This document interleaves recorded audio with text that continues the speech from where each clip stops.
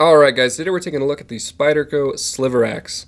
This is one of my favorite Spydercos, just because I really love flippers, and I also really like the shape and the ergonomics of this knife. I just think it really works with my hand. The overall length is 8 inches, and the blade length is just under 3.5 inches of S30V steel. It's got this cool leaf blade shape.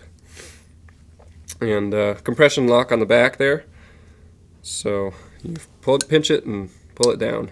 Handle length is right about 4.5 inches, and the handle is carbon fiber G10 laminate, which is a nice type of handle. Overall weight is 3.3 ounces, and here's your size comparison next to a tactical clothespin.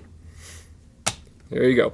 You got a pocket clip for tip up right or left-handed carry, and I really like these pocket clips from Spyderco. I think they give a great amount of retention, but they're super easy to get on and in and out of your pocket. Really good.